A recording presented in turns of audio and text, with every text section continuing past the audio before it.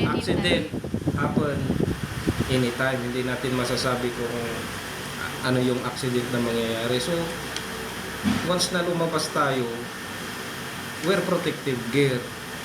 Kasi kaya lang, minsan kasi yung tanong mo nga dyan, sila yung nagko-complain, kino-complain nila yung helmet kasi sabi nila dyan lang naman. And bakit motor lang daw yung pinapara. So, ang ini-enforce is helmet.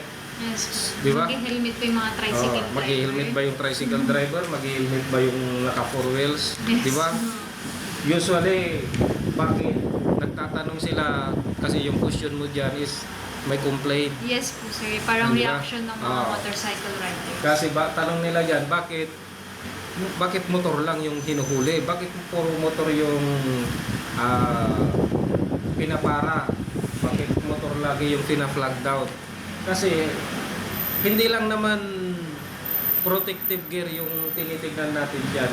Of course, yung most of the incident, crime incident is perpetrated by the motorcycle riders. No, kasi yan yung pinakamabilis kasi na getaway vehicle nila. Kaya halos puro motorcycle yung ano. Pero with regards sa tanong mo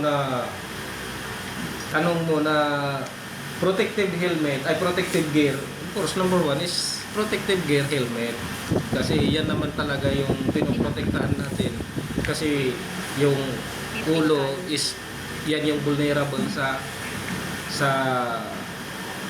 most injury, sa mga injury kasi halos ulo una yung pag natamaan kasi yung ulo halos Damay lahat. madadamay lahat. Marami na yung maapektuhan.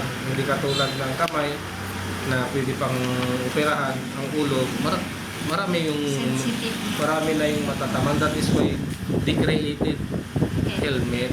Pero pag helmet kasi hinuhuli namin pala yung yung sinasabing protective gear, mayroon lang yung for compliance na helmet, yung nutshell. Hindi naman siya protective gear. For ano lang yan. Puro pang ano lang yan, pang bike. They are considered yung pang motor bicycle, yung nutshell na yan. So next. Let's proceed naman po sa third question. What key regulatory factors influence the enforcement of protective gear regulations, and how do elements such as manpower, logistics, and public cooperation affect the success of these enforcement efforts? Okay. Yung mga factors kasi diyan yung mga hindi nahihirapan kasi yung mga kapulisan natin, especially of course yung number one na sinabi mo dyan is yung manpower. Ang ratio kasi dapat na manpower ng isang police station, especially class A, is 1 is to 500. 1 PNP, 1 police to 500 individuals. Yun sana ang ratio ng isang bayan. Kaya lang, however, hindi na nasusunod kasi kulang yung personnel natin is hindi naman kayang bantayan. Binabantayan siya. However, may mga time, may mga lugar na hindi na napupuntahan ng kapulisan natin, hindi kinakaya. Hindi lang manpower kasi yung kulang. Number 2 is yung mobility. Mobility natin, yung mobility. Medyo kulang naman yung mobility. So that is why, kahit marami yung manpower natin, kung kulang naman yung mobility, hindi rin makakahabol yung mga pulis natin. Like, mobile patrolling, motorcycle patrolling, yung mga ganyan na actions taken ng pulis is yun na yung yung parang preventive measures to para mahuli yung mga para mahuli yung mga violators, especially sa rules and regulations, no. Oo. Kasi mas marami kasi yung violators natin sa motorcycle. Kaya kailangan dyan is yung mobility, manpower, at saka yung logistics, tsaka yung ano din, support ng community. Support ng community. Kasi ang number one kasi dyan na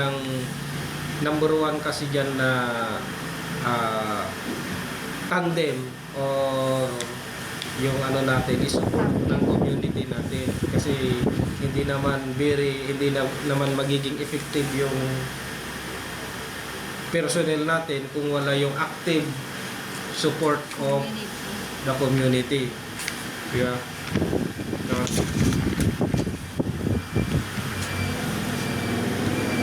Let's proceed, sir, sa fourth question, sir. What specific penalties are currently imposed on protective gear violators, and how do these enforcement measures, together with your agency's promotional initiatives, influence changes in rider behavior? May mga actions taken kami diyan, no, especially doon sa social media, doon namin pinupost yan. Yes. Doon kami nagkakaroon ng mga safety tips, or pinupost namin, mayroon kaming social media accounts.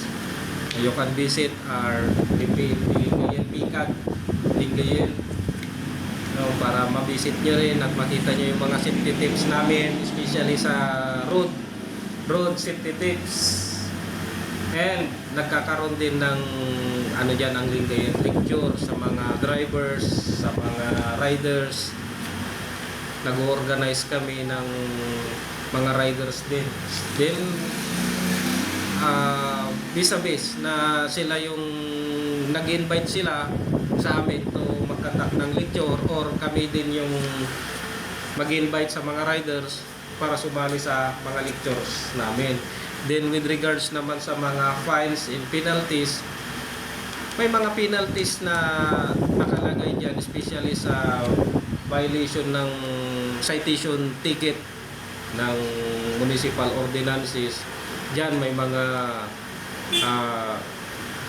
fine, may mga specific fine to every violations, like helmet, not wearing helmet, driving under the influence of liquor, walang driver's license, not carrying the registration of motor vehicles, not wearing specific protective gear. Marami yung ano diyan, marami yung mga violations and fines diyan sa local government natin, lalo na sa mga munisipyo. So ang ano lang natin diyan, no, yung sa mga riders lang natin. Sa mga riders lang natin, no. So ito yung ano pa, pang huling ano. So this should be educated on the traffic rules and regulation, not only to the violations lang ng mga specific headgear or special laws. Dapat alam din nila yung mga rules, traffic rules and regulations sa daan, kasi marami kasi yung mga driver na hindi nila alam yung kung ano yung mga signs diyan sa daan. That is why kaya nagkakaroon ng disgrasya, yung mga nag-o-overtake kahit hindi naman pwedeng mag-overtake. Kahit sharp curve, nag-o-overtake. So kahit walang ilaw, yung motorcycle during night time, yan, inuuli din namin. So we are strictly enforcing dito sa Lingayen, we are strictly enforcing the traffic rules and regulations, especially night time, yung walang helmet, walang protective gear, walang reflectorized vest, yung provincial ordinances natin. So lahat ng klase ng violations, especially yung mga during night time, yung mga sasakyan na walang ilaw. So yun na yung natin minsan dyan nagkakaroon ng disgrasya sa gabi kasi wala nang ilaw. Then yung anti-drunk driving, yan. We are strictly enforcing yung mga nakainom na driver kasi usually halos lahat ng na-aksidente is under the influence of liquor. Okay? And that's all. And thank you.